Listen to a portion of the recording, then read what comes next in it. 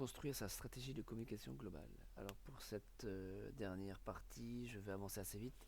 Je veux simplement rythmer les différentes parties du cours, puisque en fait c'est vraiment là le support qui vous donnera l'ensemble des informations, puisqu'on est vraiment dans des éléments plutôt techniques.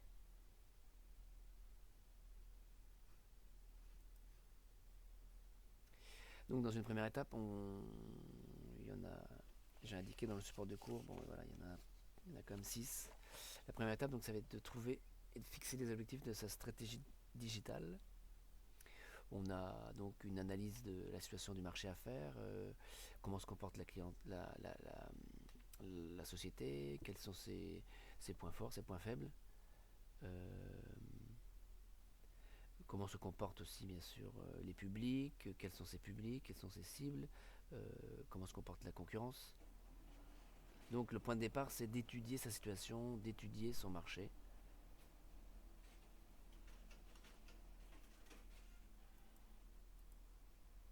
On peut utiliser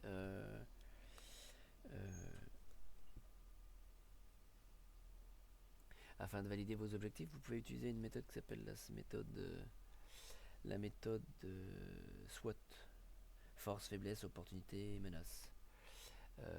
Et vous verrez que quand on est créateur d'entreprise, souvent on minimise les faiblesses et les menaces et on donne beaucoup d'importance à ce qui fait la force et l'opportunité de notre projet. Voilà, c'est bon à savoir. Donc c'est vraiment l'ensemble de ces 4 caractéristiques qu'il faut prendre en compte pour fixer, pour figer ces objectifs.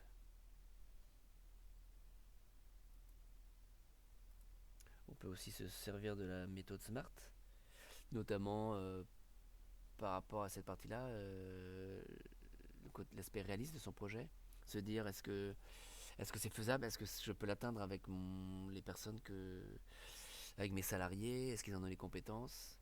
Au contraire aussi parfois, est-ce que c'est assez est-ce que le challenge est assez important pour eux, est-ce que la barre est assez haute pour qu'ils aient envie justement de performer et d'avancer ensemble, et toujours dans l'esprit de co-construction d'un projet.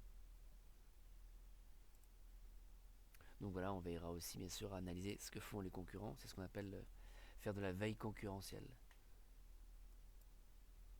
Donc voilà, ici vous avez différents objectifs. L'objectif le plus basique, c'est faire comme tout le monde et être présent sur Internet pour ne serait-ce qu'avoir un site vitrine, dire qu'on est là. Je pense notamment à des artisans. Finalement, un artisan qu'on voit dans les rues de Brest, quand on cherche ses coordonnées sur Internet, s'il n'a pas un site, on peut même se demander si c'est pas du black et si son activité est bien déclarée. Donc voilà, on peut être sur Internet pour différentes raisons, mais la première, c'est déjà de faire comme tout le monde et c'est déjà d'exister sur Internet. Deuxième étape, vous allez identifier vos cibles et vous posez la question de leurs habitudes de communication. Quels sont les médias qu'ils ont l'habitude de consommer? Où est-ce qu'ils se font leur opinion? Voilà. Mais aussi bien sûr quel est leur âge, qu'est-ce qu'ils consomment, quel est leur niveau de maîtrise d'Internet, ainsi de suite, et tout un ensemble de questions. Certaines entreprises de communication et surtout de marketing utilisent, ce qui peut paraître choquant pour certains, les buyers persona. On va dire les profils types de consommateurs. Donc ici, ils auront par exemple appelé l'un des personnages Chloé Briand.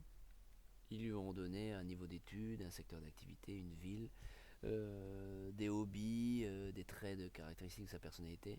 Ça permet, un peu comme des profilers, d'avoir en tête un profil bien particulier pour répondre, pour réfléchir en fonction de ce profil.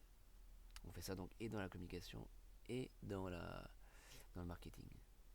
Alors sur quel réseau va-t-on être présent? Là j'avais exprès indiqué des réseaux sociaux qui sont déjà un peu dépassés. Placé dans le support de cours, la présentation extrêmement rapide, mais de réseaux plus actuels, plus proches de nous temporellement. Désormais, nous allons voir comment définir notre stratégie digitale tout en raisonnant en communication globale.